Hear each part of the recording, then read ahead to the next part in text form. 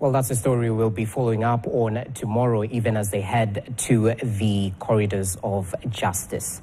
Now, tonight, it is emerging that taxpayers may have paid double the cost of constructing the 48.4 billion shilling pipeline Line 5, the nation's second most expensive single infrastructure project after the standard gauge railway.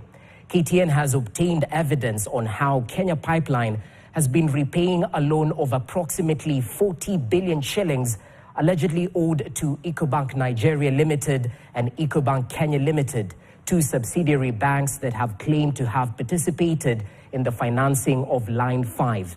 Now, did Kenya get value for money in the construction of Line 5? Here's KTN's investigative editor, Francis Ontomwa, with a lowdown. Popularly known as Line 5. In 2018, the Kenya Pipeline Company launched Line 5 with much fanfare. At an initial cost of 48.4 billion shillings, it became Kenya's second most expensive infrastructure project, surpassed only by the standard gauge railway. Line 5 was constructed to replace the aging Line 1, which had served the country since 1978.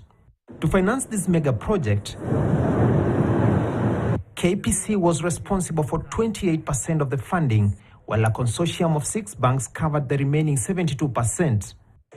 A mandate later dated July 15, 2015, and obtained by KTN, shows that these 6 banks included CFC Stanbic Bank Limited, Citibank, Commercial Bank of Africa, Cooperative Bank, Rand Merchant Bank, agreeing to provide a loan of $350 million shared equally among them.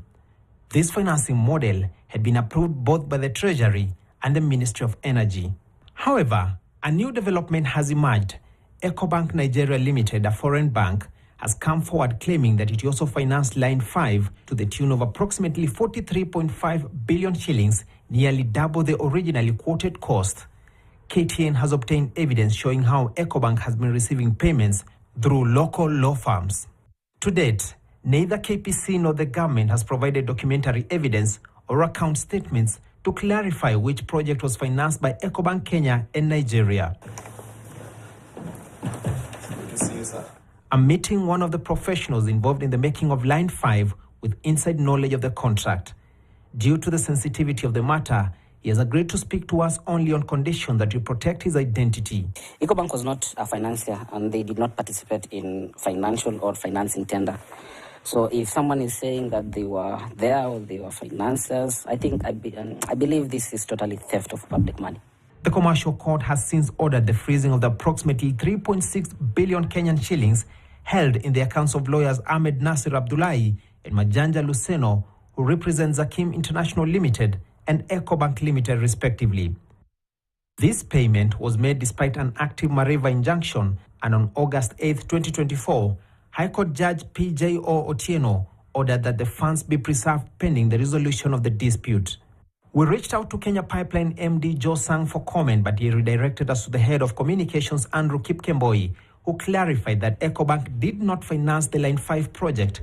Kipkemboi explained that Ecobank had financed the local subcontractor Oilfields Engineering and Suppliers Limited in an unrelated contract not associated with Kenya Pipeline.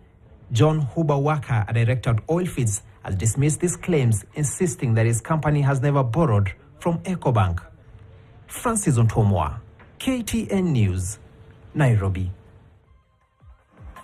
Well, is that a scandal in the making? With time, the facts will become clear.